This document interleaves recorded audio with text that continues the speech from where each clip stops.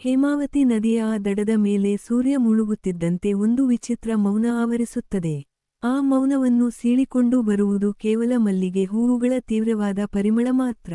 ಹಳ್ಳಿಯ ಹಿರಿಯರು ಹೇಳುವ ಪ್ರಕಾರ, ಆ ದಂಡೆಯ ಮೇಲೆ ಕಾಣಿಸುವ ಆ ಸುಂದರಿ ಕೇವಲ ಹೆಣ್ಣಲ್ಲ, ಅವಳು ಕಾಲದ ಗರ್ಭದಲ್ಲಿ ಅಡಗಿ ಹೋದ ಒಂದು ಜೀವಂತ ರಹಸ್ಯ.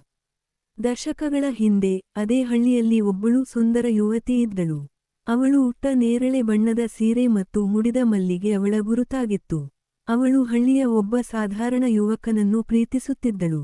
ಅವರಿಬ್ಬರೂ ಇದೇ ನದಿ ದಂಡೆಯ ಮೇಲೆ ಭೇಟಿಯಾಗಿ, ಒಂದು ಹುಣ್ಣಿಮೆಯ ರಾತ್ರಿ ದೂರದ ಊರಿಗೆ ಓಡಿಹೋಗಿ ಮದುವೆಯಾಗಲು ನಿರ್ಧರಿಸಿದ್ದರು. ನಿಗದಿತ ಸಮಯಕ್ಕೆ ಅವಳು ಅದೇ ನೇರಳೆ ಸೀರೆ ಉಟ್ಟು, ಮಲ್ಲಿಗೆ ಮುಡಿದು ನದಿ ದಂಡೆಗೆ ಬಂದಳು. ಗಂಟೆಗಳು ಕಳೆದವು, ರಾತ್ರಿ ಕಳೆಯಿತು, ಆದರೆ ಆತ ಬರಲೇ ಇಲ್ಲ.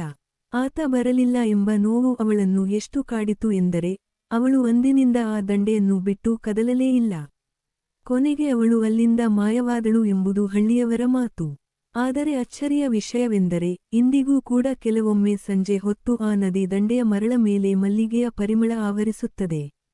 ಆ ಹೊತ್ತಿನಲ್ಲಿ ಯಾರಾದರೂ ದಡದ ಕಡೆಗೆ ನೋಡಿದರೆ, ನೇರಳೆ ಸೀರೆ ಉಟ್ಟ ಒಬ್ಬಳು ಯುವತಿ ನದಿಯ ಆಳವನ್ನೇ ದಿಟ್ಟಿಸುತ್ತಾ ನಿಂತಿರುವುದು ಕಾಣಿಸುತ್ತದೆ. ಅವಳು ಇಂದಿಗೂ ಆತನಿಗಾಗಿ ಕಾಯುತ್ತಿದ್ದಾಳೆ. ಅವಳ ಮುಖದಲ್ಲಿ ದ್ವೇಷವಿಲ್ಲ, ಕೇವಲ ಒಂದು ನಿಗೂಢವಾದ ಶಾಂತಿಯಿದೆ. ಹಲವರು ಅವಳನ್ನು ಮಾತಾಡಿಸಲು ಪ್ರಯತ್ನಿಸಿದ್ದಾರೆ, ಆದರೆ ಹತ್ತಿರ ಹೋಗುತ್ತಿದ್ದಂತೆ ಅವಳು ತಂಗಾಳಿಯಲ್ಲಿ ಮಲ್ಲಿಗೆಯ ಘಮವನ್ನು ಬಿಟ್ಟು ಮಾಯವಾಗುತ್ತಾಳೆ.